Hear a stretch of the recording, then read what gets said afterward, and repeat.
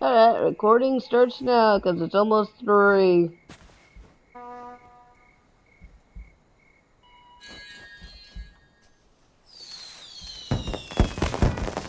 And don't mind me just being silly. Just having a little cutie on my back. Don't mind me.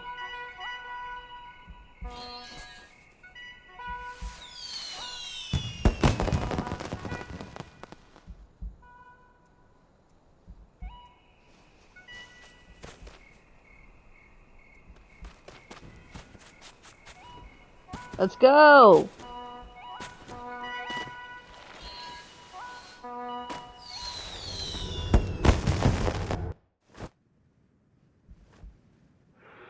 Yeah, we do some fireworks before we.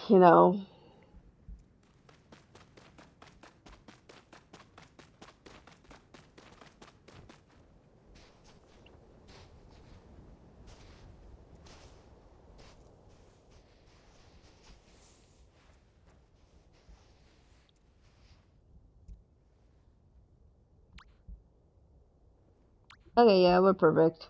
Right here.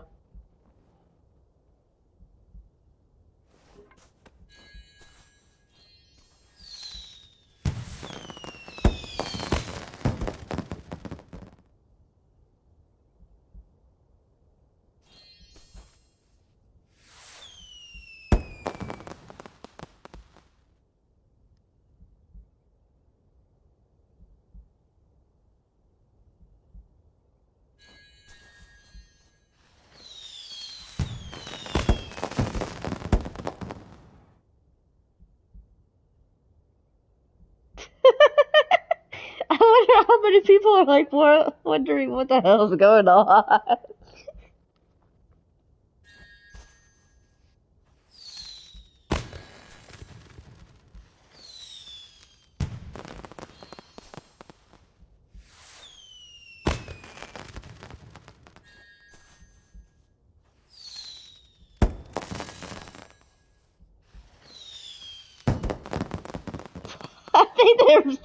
I think some people are starting to realize it's us by turning around.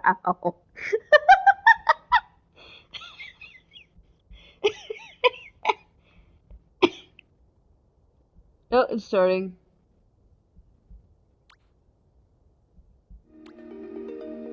Today's talk is called Designing to Reduce Online Toxicity.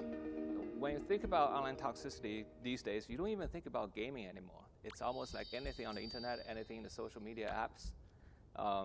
It's like these unwanted attention or harmful attention to you, they are coming at you either in the form of words, voices, and all kinds of things that the internet isn't a safe place anymore.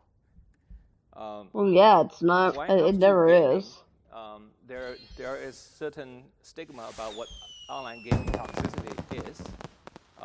I was just searching on the internet recently on like what is a toxic gaming community, and someone actually ranked them and gave all kinds of context about what it represents today's toxicity in the games. Mm. But I really want to talk about the love we have towards games. I'm sure everyone here in the conference choose to pursue game as a career because we love games. And when we grow up, the game really made our lives better. I find my childhood friends through games. I find my career through games, and and I was able to connect with players, by making games. So I have so much to thankful for the game. But when I tell people outside the game industry that we make games, their first reaction to gaming industry is not very positive. And in fact, if you really think about what online game is, there's a stigma. I think a lot of this has to do with the fact most of the video games, in the first 30 years of the history of games, they're focusing on simulating physics. And the maximum feedback you can get from a physics simulation is destruction.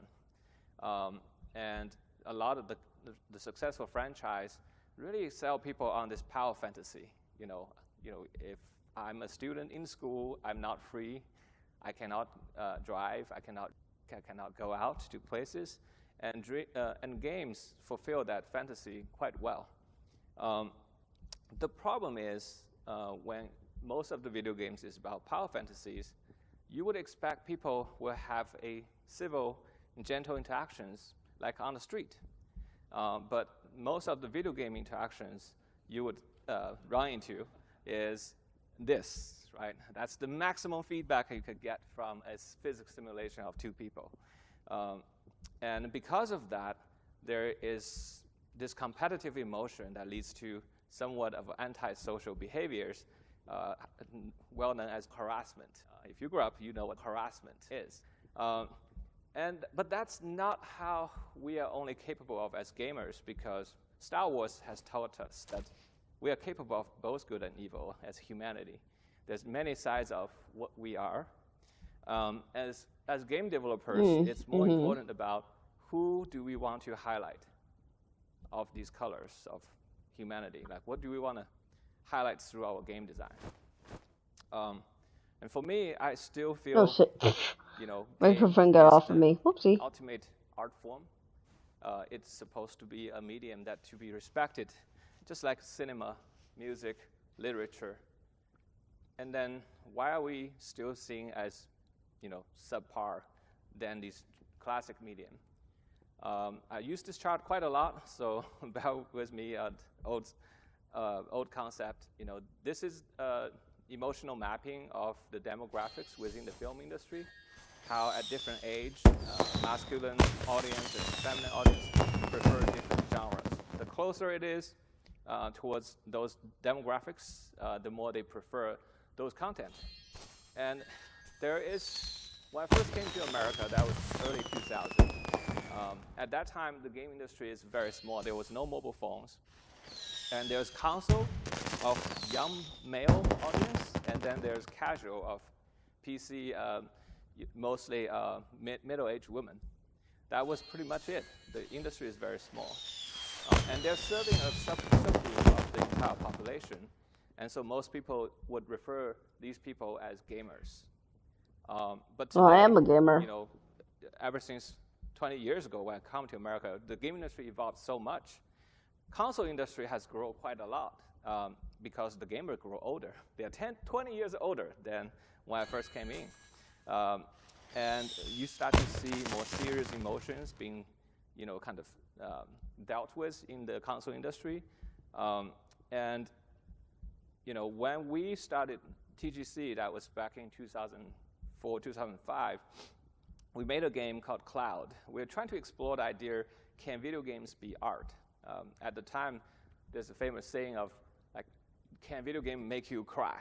If video game make you cry, then it is art. But at the time, there wasn't any games that made people cry.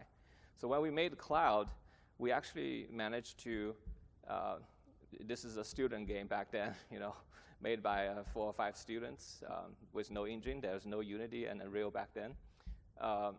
And it's a little game about a kid flying in the sky and playing with the clouds. But what happened is we have received so many letters from our player that they say they cried for the game, which at the time I was very surprised. And they encouraged us to start this company to make more games that could touch people and show the society that games are not just competitions and killing, and it could be something emotional, and it could potentially make your life better. And that was really what kind of pushed us to start a company. And we started our first 3 games with PlayStation. And we were very, very small when we started. We only had 4 people. And we were trying to tackle some of the most challenging subjects in the gaming medium. We were trying to see if we can make a video game haiku that feels tranquility when everybody was pushing for geometry wars, Xbox Live Arcade. It's all about like the excitement. And then we try to explore, can video games be a poetry that allows you to discover a feeling of healing rather than destroying.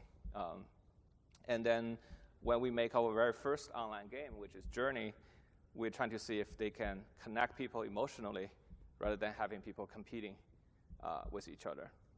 And so each of the game we make, we're expanding in terms of its emotional complexity.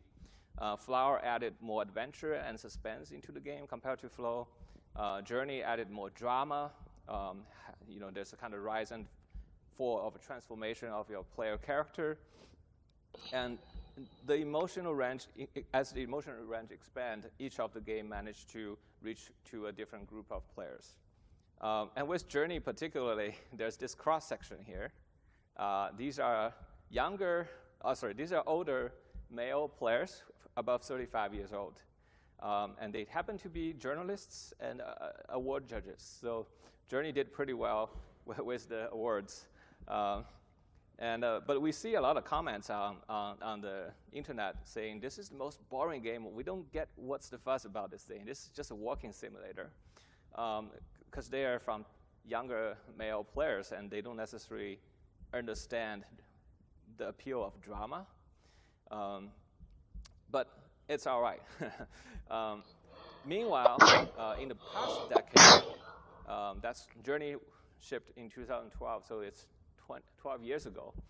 In the past decade, the biggest thing happened is outside the console and PC hardcore gaming industry, we had the social media and then now the mobile platform.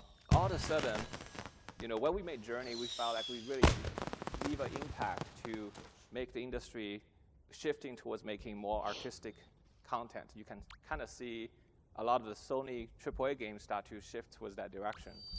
But meanwhile, 10 times more people start playing games, and they have no idea what's going on the PlayStation. And their impression of games is, Angry Bird.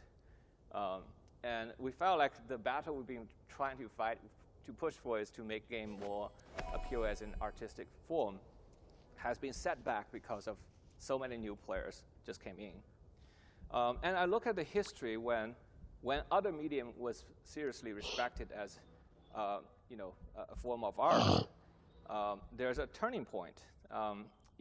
For animations, for example, before Snow White, Disney was making all kinds of cartoons, and at the time, animators are referred as cartoonists and Looney Tune artists. They are seen not as art; they are like for kids, right? And when Snow White came out, the target audience suddenly shifted from just kids to both the parents and the kids, all ages. And from that point on, people start to recognize hand-drawn animation more like a form of art. And the same history kind of repeats to digital, like computer-generated images for animations. Pixar also made many shorts in SIGGRAPH. I've seen many of them. People, including Disney and the Studio Ghibli, all my favorite animators, say, oh, computer can never capture the artistic expression of the human hands. But after Toy Story, that impression changes, because when everybody can be emotionally touched, a part of their humanity was moved by the medium, then they see it as art form. And so today with games, we have lots of games. We have games for a whole family to enjoy together for fun. And we have all kinds of devices that has games on it. There's games for children. There's games for parents, mom and dad. There are games that connects all the children together after school. There are games that connect all the adults together after work. But there is not a game that is all ages. Like, I have not been able to find a game I can play with my wife and my kids together. And I think we're just so close to there. So after Journey, we really wanted to make a game that is emotionally accessible to people of all ages and genders. And it has to be, 4 quadrant. That's like how Disney described their animations. But PlayStation at the time is a majority male platform. And we realized if we stay on the PlayStation, on the console, at maximum we can only hit that little slice of the pink pie. And it won't change the society's view of games. And so we made the leap to say, all right, let's try to make the game accessible emotionally, but also from the hardware platform side, can we make a game that everybody can play? And so that's how we started Sky. So from Journey to Sky, it took us 7 years to make, which is insane. Like 3 years is already so crashing, and 7 years, I don't even have the words to describe that. And we're shifting from a console platform to leading with a mobile platform. We're changing from two-player to MMO. We're changing from hardcore gaming audience to suddenly people of all ages. Many of them never played the games. When we make Journey, there's no chat. It's pretty safe. There's no harassment. No harassment in Journey either. But now we have a complete open online community that could have a toxic behaviors if people can chat. And so it's a lot of challenges that took a long time. But we believe we are trying to build a world that could represent, truthfully capturing the bright side of humanity. Compassion and generosity is the emotion we're trying to create. And these are some of the fan arts. I like to look at players' fan arts because they usually capture what they remember the most from the game. And in Sky, the fan art is never about the NPC stories. The fan art is always about the connection, the bonding, the friendships, the moment of compassion, the moment of altruism. And I'm really, moved by these arts. But the game itself is essentially an online, a big social chat room where you can chat, you can hold hands with people, you can high five, you can give a hug, you can dance with people, you can send them letters, leave notes, and play music together. It's a pretty boilerplate description of the game. But at the same time, I want to say Sky is also the most socially engaging online game. I'm sure some games have piggybacking, but nobody bothered to make piggybacking really deep. And so we also have the UGC content where you can play instruments. We actually have the whole list sets of instruments that you can go really jam with friends. The most surprising thing about Sky is that I didn't realize, including Journey, by the way, the majority of players who really like Journey and Sky are women. This was never a thing if you come to GDC, or if you go to E3, you would never know that. But my coworker told me they had a Journey fan gathering in Japan. Actually, more than half of the people who showed up are women. Certainly, Sky today is over 70% of the active players are women. And worldwide, there's over 260 million install of Sky. And that is just a number that nobody in the studio have ever imagined when we make a game like this. The other surprise is we try to make the game emotionally accessible to people of all ages, and we actually have people of all ages playing. And here's a photo of a family with 3 generations playing Sky together. And out of all the messages I find, this one touches me the most because this is a father who doesn't play video games, but he was playing the game because of his daughter, and he was moved by the game and cried. And he wanted to thank us for making the experience. And I find out this guy works at Pixar, and he's like a Pixar tech lead. That's extra bonus for me. It's just like, these people are hard to move. So, and but on the other hand, among the community, these are the 2 things I find quite proud. The first one is, most of us who made Sky, we're introverts, so we don't like hang out with people. So when we go make online games, we want to make sure it's actually friendly for introverts. And the second part is they told us that our community on Discord is the most wholesome, according to the community.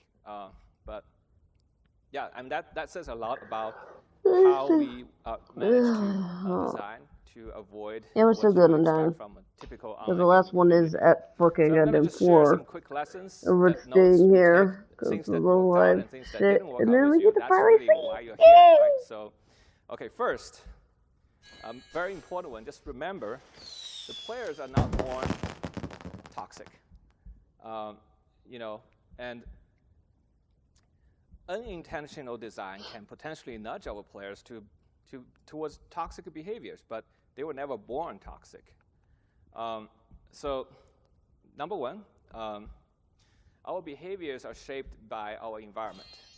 I'm sure everybody have heard of Stanford prison experiment.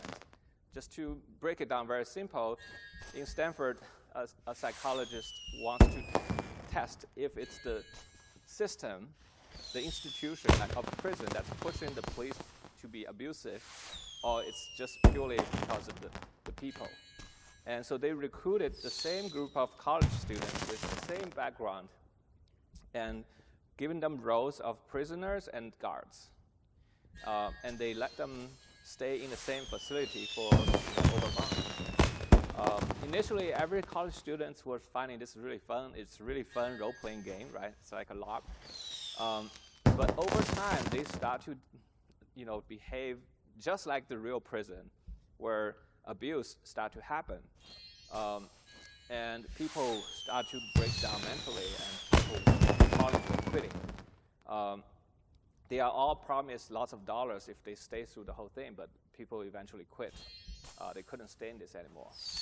And the takeaway from that research is the professor said, the role that the people have in a situation has a significant effect on their behavior, and it's even much bigger than the innate personality. Innate personality is a weaker influence than the external situation. And without accountability, many people will do evil if given power. But I'm a game designer. I'm skeptical of everything, and I think the evil thing is wrong. Human will just do what humans do, which is they will seek whatever the maximum feedback in whatever system they're playing. And that's what they did in the prison. So second, players are newborn babies in the digital world. Just think about that. No matter how old you are, if you go to a new country, if you're going to a cyberspace, you have to relearn everything about the social ethics of the society. So in Journey, we had this situation where, like many online games, there's no collision between people because there's latency. If you're blocked by somebody, it's a really terrible experience. We are just a bunch of optimists, so we thought, we want people to collaborate, right? Like there's a very good collaboration mechanics of you can push someone up and then they can pull you up. So with two people, you can overcome a barrier that nobody can overcome by themselves. And if they could get reward from that, it will bond them together. It's a typical co-op design thinking. What happens is once we add the collision, the people are not using it to help each other, but instead they want to push each other into extremely maximum feedback. And so this happened even in our own internal playtest. My CTO was killing me and was dancing around me rather than saving me right away, because I'm going to be more agitated that way, right? So he can hear me yelling at him over the office, but that's fun for him. And so we were like, okay, guys, this is a game about helping people. It's about letting people have emotional connections. Let's not just kill each other like in other games. So we tried all kinds of ways. Like we implement a world, trying to kind of condition our players' moral behavior through storytelling. Like the world has a story about people helping each other, and the main story shows people supporting each other. Like we did this in Sky as well, but none of these things, conditioning, don't work. They're babies, so even if you tell them they're supposed to behave nicely, they're still seeking for the feedback. And we see this happen not just between our developers. The tester also developed these toxic behaviors in our game. And for quite a while, I was really thinking, are we really born evil? And so one day I ran into a child psychologist. I was complaining about these playtests to her, and she just said, "Oh, you're describing the behavior of a baby. The baby will seek maximum feedback to reinforce their social behaviors, similar to a dog. I don't know if you guys ever raised a puppy. They have these teeny shark teeth that's really sharp, right? So if they bite you, you feel the pain, but they can't really hurt you. You're like, why do they grow this type of teeth? So if they bite hard enough, their siblings is going to bark back, right? So their teeth is teaching them how hard to bite for social interactions. So then you would say, okay, well, maybe if the gamers are kids, let's just give them positive feedback for what they're doing good and giving them negative feedback for what is bad. The problem with babies is that sometimes they don't interpret negative feedback as negative, and they always find that being a positive. Because, yeah, my parents are yelling at me, that's new, that's very big sounds, I like that. And this happens on the internet all the time, you know. And so what we learned from the psychologist is that if you want a baby to stop doing the bad things, instead of giving them negative feedback, you should try to give them no feedback. And that's a very simple rule, but you can apply that to all kinds of design in the online community. Okay, third, sometimes you have bad moral behavior that developed in your community. Don't worry, you can minimize it through design. So in Journey, in the early days, we had a simple design, those unintentional design, right? In video games, there's resources. If you have resources, you can use that to fly. So that makes you like the resource. There's nothing wrong about that. Every game has this. But when you have two people, they both like the resource, and one person takes the resource and fly, and the other person doesn't have it, these people are thieves. A worst case situation, they are robbery, right? And during the early days of Journey, people just said, like, why are you making a multiplayer game? Online community is so toxic. We just want to play the game alone. Or give me a single player mode. That's like the most frequent feedback we get from testers.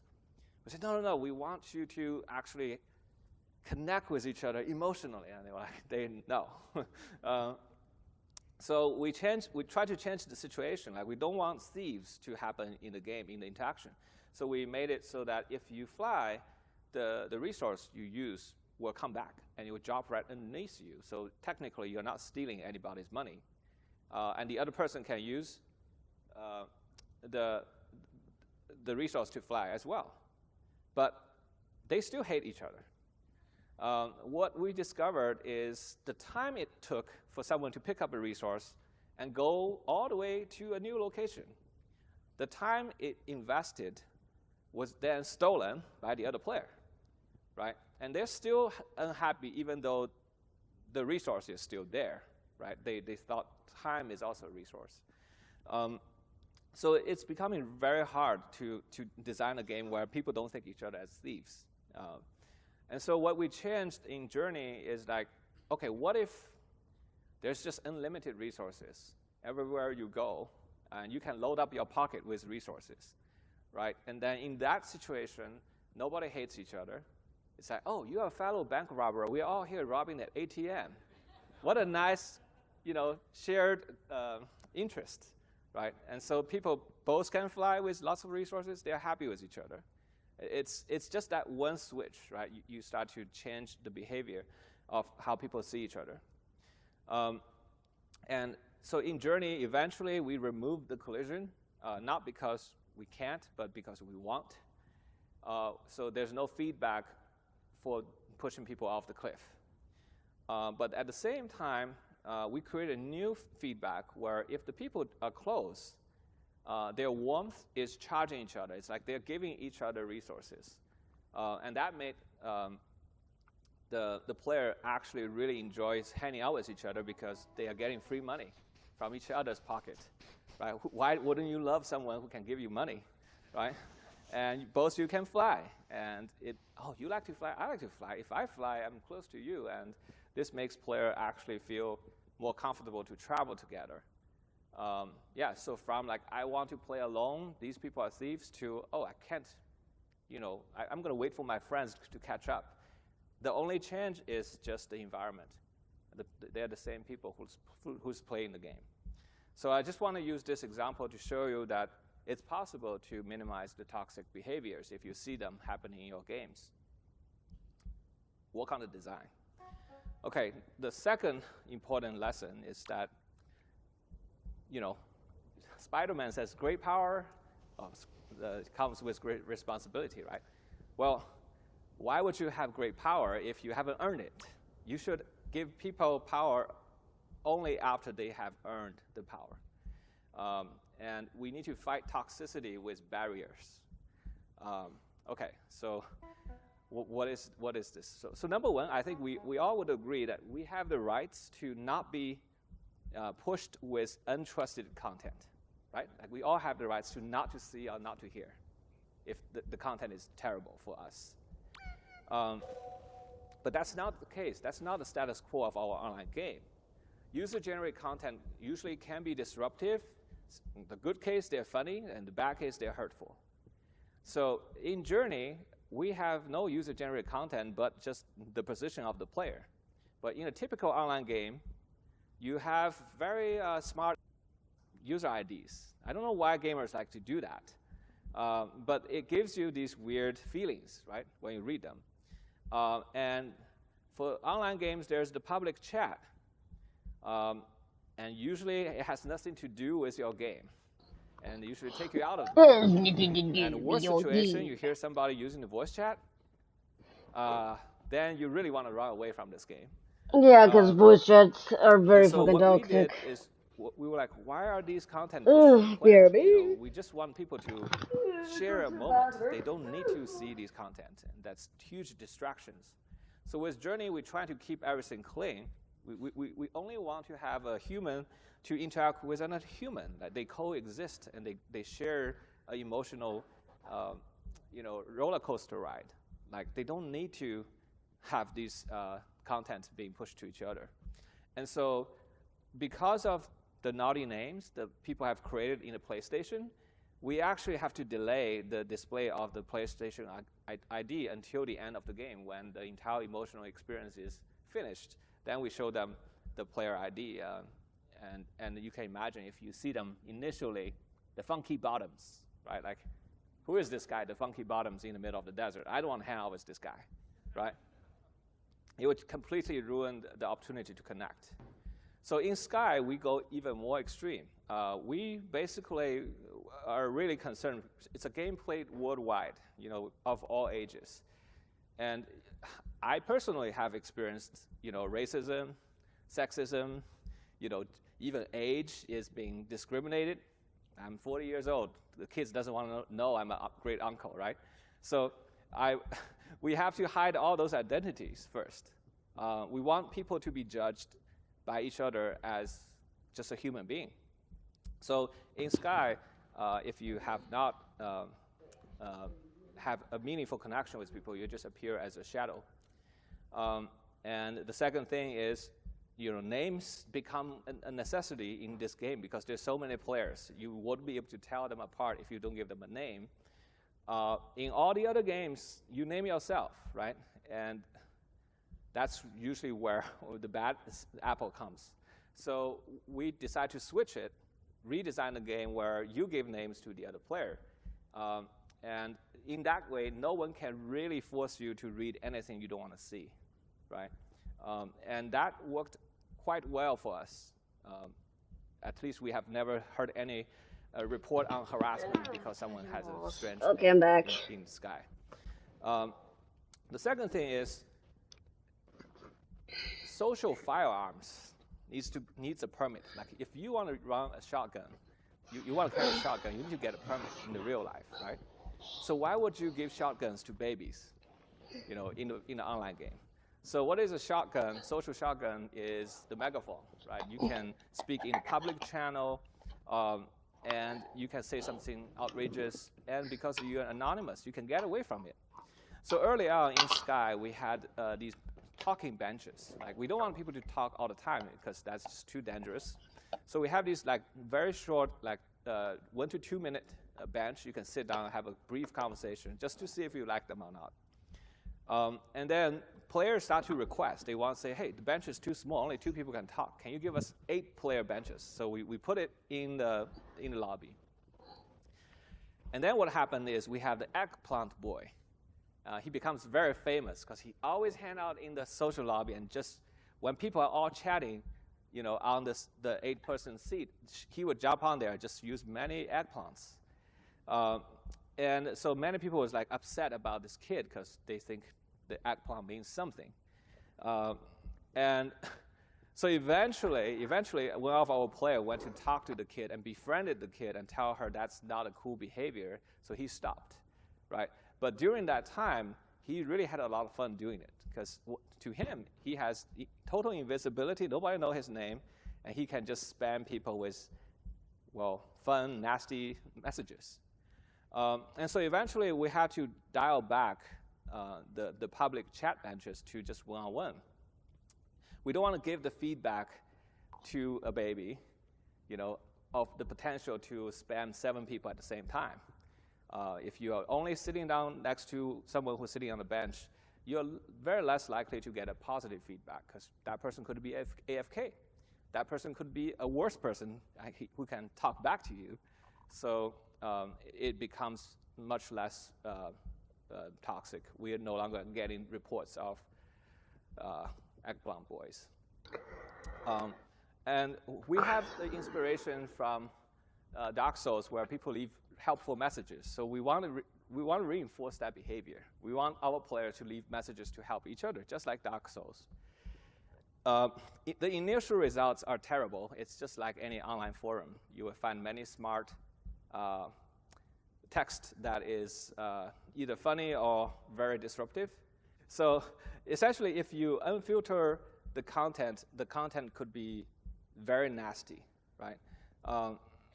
And creatively nasty on purpose because all the kids are looking for maximum feedback. So how do we control these behaviors is we have to ask our player that, if they want to have this power to push content to a lot of people, they have to earn their permit, right? Just like if you want to own a gun, you have to earn a permit. So how do you do that? So I was talking to a different child psychologist, and I asked her, so how do you correct these problematic kids' behavior in school? Because they would do all kinds of programs with kids.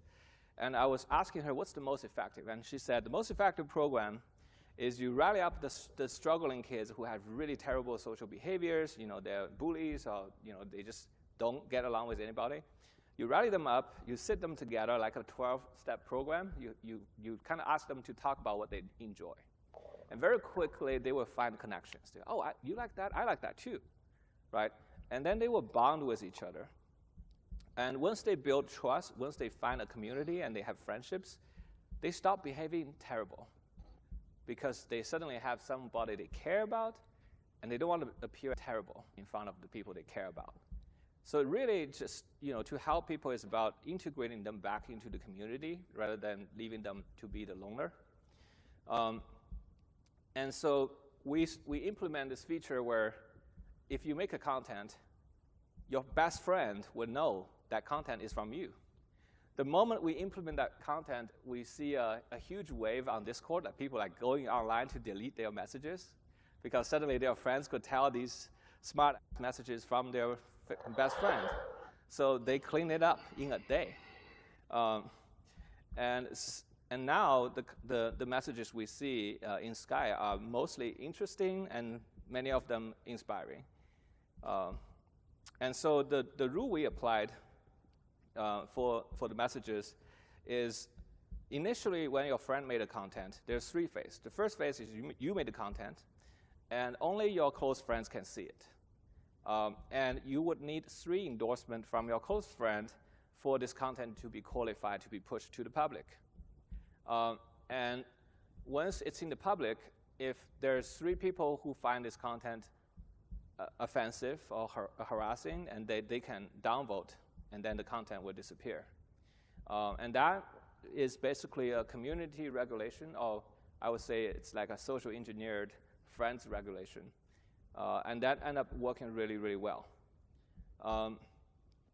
And 3, I want to talk about how can we protect the player with high barriers. In this case, we are talking about mutual consents. So chat moderation, like I'm quoting my coworker Tim here, he said, chat moderation is important, but ultimately it's the ambulance at the bottom of the cliff.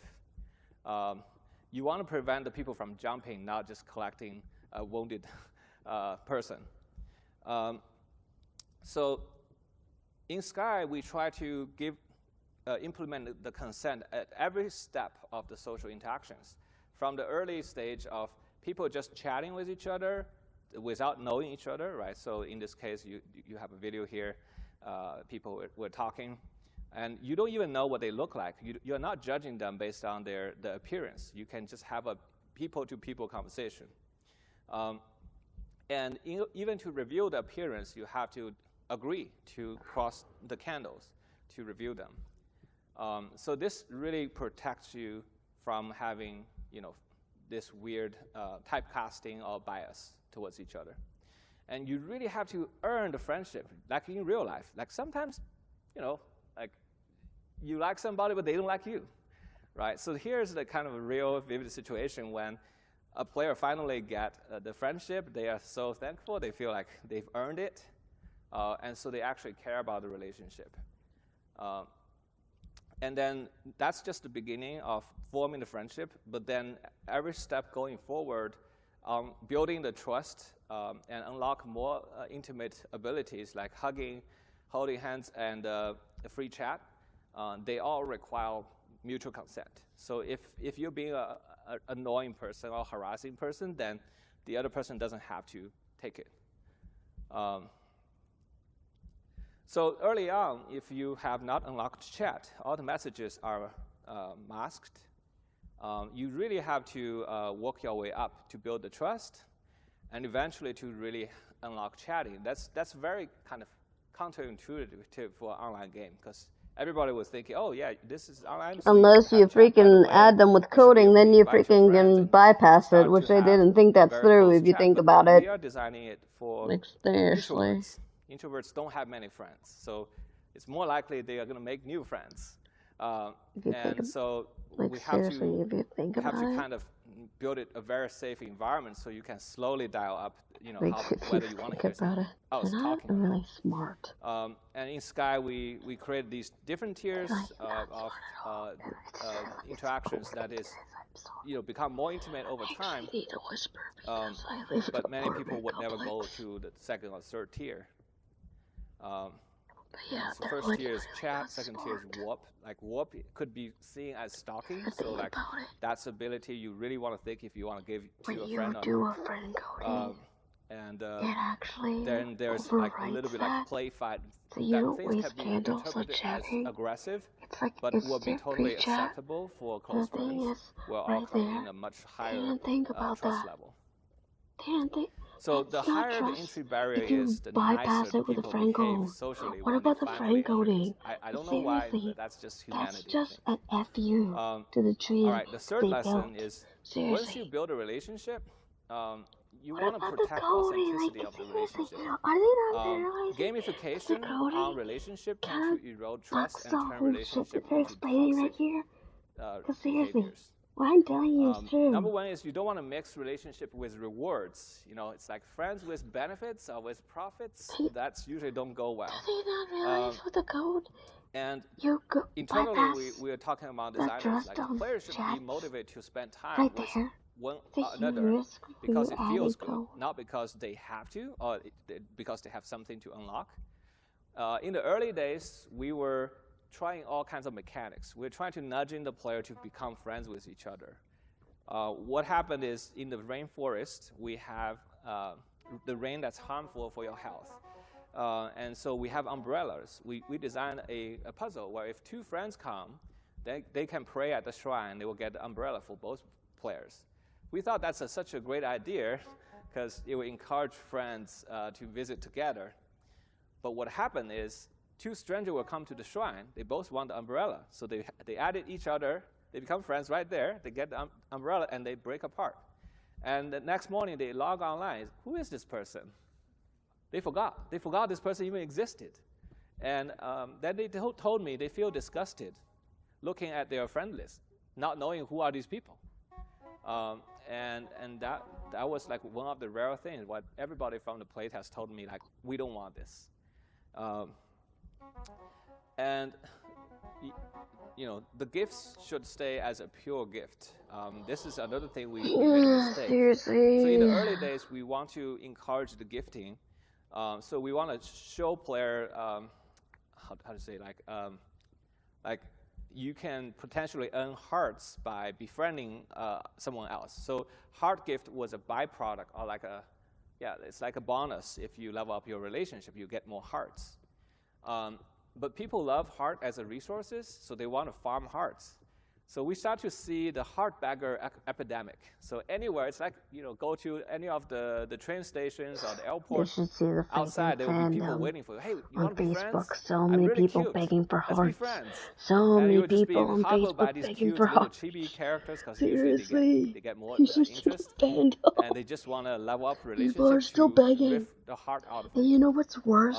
And that In was getting Facebook, so bad. they Like don't everywhere, stop. people is trying to be cute People and are also attractive, but once they using get the heart, they disappear. in-game currency of the shop So we for have to hearts. remove it. They're Right? like, A if you gift has buy to me be a pure something, I will gift. give you hearts. Like, There's dude, no they don't additional realize benefits there. how smart people are in the fandom And on the Facebook. second thing is, don't tutorialize your relationship with free gifts. Like many games, online games, like to tutorialize. They will give you free currencies, and then you will apply it. You go through the drill and understand how the system works. But in our early prototype, the player will get a free gift every day. They can give out to other people to see what happens. And what happened is, even though the gift is free, the player expectation is not free. If you are giving someone a free gift every day, the day you don't give them the gift, they were like, hey, where's my gift? It's supposed to be free. You're supposed to give to me, right? And it becomes actually toxic. That's just the most weird thing. It's like if you have let's say a homeless person right on the street, and you give them a dollar every Sunday, and on the next Sunday you didn't give the dollar, they will come to harass you, say like, "Where's my dollar?" That's just human nature somehow, but it actually backfired for our community. Sadly, and our player really disliked those people who was like harassing them for free gifts. Someone So eventually we harassed me shifted and they back. were like Instead homeless. of trying to teach Like, social dude, systems and saw my by fucking offering player wallet free and purse. Like, I currencies tried my to hardest. apply on real players, we Like, decided to telling offer them them to currencies they can not. apply on the NPC. So at least NPC don't harass And you. like this homeless person, And they can kept still on teach you the harassing same me. systems without making the community Like, toxic. I fucking had to lie to them. And another one I want to say is like, you need darkness to show light. When we first jumped into Sky, we were very we were very progressive. People hate pay to win, so we want to do the opposite of pay to win, right? We noticed that if you pay in a pay to win game, a lot of times you don't want to tell people that you spend lots of money just to beat other people, because you know you're cheating. Like, there's a little bit of shame about buying things for yourself. But we find out that if you pay it for the people you love, usually they're very proud to tell you, hey, I took my family to Disneyland this weekend, right? I have this big diamond ring for my fiance or whatever, right? It's like, Sorry, people are usually not shameful if it's about giving to someone they care about. So initially we were like, okay, let's go 100%. Everything has to be altruistic and everything has to be giving. So we implement a society where you cannot buy anything. And the only thing you can get is if someone gifts you something. And that society runs like a paradise for quite a while. I was very happy. Look at how all these people giving each other. But very quickly, I started to find out everybody's like doing you scratch my back, I will scratch yours. Hey, I gifted you yesterday. Where's my gift? You're supposed to give it back to me. And lots of people are actually very toxic about their expectation was not met by the other person. And that was quite eye-opening when we tried it, because we were like, we can control the system, we can change the feedback, but humanity doesn't work like a machine. They are human. And so we realized that if you don't have a system where you actually can buy something for your self-interest, then when someone gives you a gift, you are second-guessing. Your question is that gift even is genuine, or are they just simply expecting you to give back to them something? So eventually, when we launched the game, we had to including things that people can buy for themselves, just so that when they choose to buy it for a friend, the friend could trust that is a genuine gift. And that was a very big change when we were doing the design. Yeah, so what we want is a genuine gift, not just gift economy. And so today in Sky, you can buy things for yourself. You can also buy things for your friends. When we did the season pass, we did a slight discount. So if you buy it for your friends, it's cheaper. And it certainly made a lot of people decide to buy the season pass together. So 40% of the season pass was bought and sent as gifts.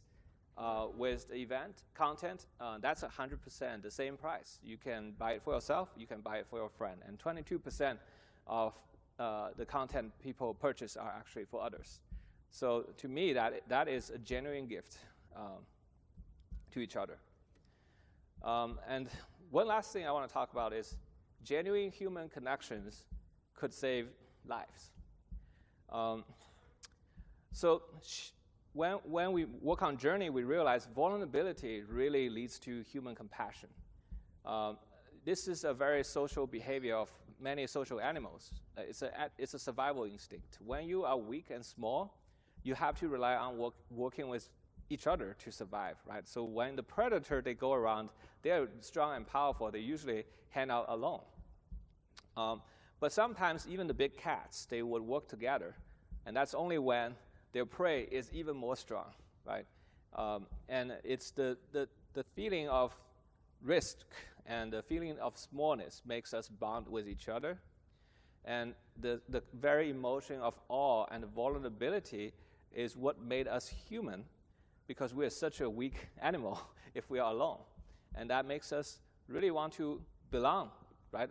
These days, one of the biggest depression we feel in the society is the loneliness, that we don't feel we belong to something that's meaningful. And a lot of the friendships and connections are not genuine. It's the surface level things. And just the yearning to belong to something bigger is the most human feeling of them all. And when you don't have this feeling of vulnerability and humble smallness, when you feel really big, we go back to the gamer behavior, right? You're the Space Marine, you're the Superman, you're the hero that can change the world. And they stop thinking about connecting with others. And so if we want to make an online community less toxic, we have to rethink about gaming experience. We have to reduce the empowerment online. You know, instead of making games where you just go around killing things, make things much stronger you just can't kill. Instead of going around looting for treasures and resources or finding monsters, you go around running to other people. And people are more important than gold coins. In a battlefield, it's very hard to focus on people because the sound, the distraction. So, you know, in order for games where people can connect, you have to reduce the noise. You have to reduce the number of people. You have to put them in an environment they feel small and, you know, a little bit vulnerable. And suddenly, if you see another person, you're like, oh my God, there's another person, right? Instead of walking on Times Square and just people all pass by you and you're just trying to ignore all of them.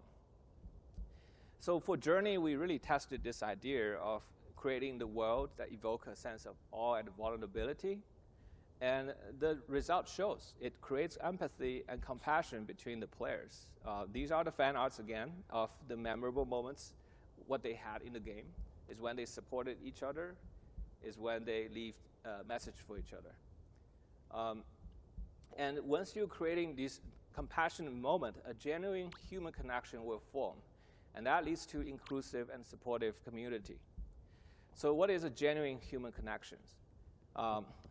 It's a vulnerable interactions between two people that they feel heard, seen, Jeez, look and at all the known, people and here. valued after the communication. And afterwards, they feel better about themselves. It's insane. And feel better about the world. I'm just gonna summarize this genuine human connection. It's one of the few things I really believe is generally good for human. And when we created Sky, one of the emotions I really want to evoke is that we are not alone. And I think most of the artists who make art, they want to connect with people through their art. And in this process, if the art connects with them, there's an overwhelming sense of gratitude between the artist and the viewer. They're still and going I in think it. these overwhelming gratitude Seriously. I felt is also inspiring, our creation, and we want It's to like give it back to the players. 3:55 and it's all It's a very full-on healthy video. cycle of Jesus reciprocation. fuck. When we launched Sky in 2019, we got a letter within a few months. A 67-year-old grandma from Hawaii who never played games was cried and moved by the game, and she told us, she doesn't want to be alone anymore, and she's still a person of love. And that's the same age as my mother-in-law, who also came from Hawaii. So it really, and eventually my mother-in-law also become a Sky player and find friendships.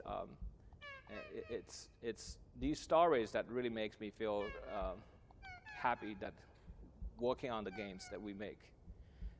There's this manga, a Japanese, very talented manga artist. She make usually funny mangas, but one day she made this manga for us. She said she actually tried to hurt herself in the real life multiple times. She was really thinking about throwing her life away. But when she discovered Sky, she felt the warmth from many friends she made in the Sky community, that for the current moment that she chose to live, and she's only 20 years old. I really don't understand why a talented artist, at her golden age would think about throwing her life away. Jesus hell, I don't know if I'm During gonna the Ukraine seriously. and Russian war, we were really concerned because we have players from both world, And it's not. both nation. And when they run into each other, They better be instead of done soon. It's having like a fight almost in the close to game, they 4. actually really supported each other. They see each other as victims of the war. This is like a full-on and they freaking still stay movie contacted here. today. And I want to show you just one last thing.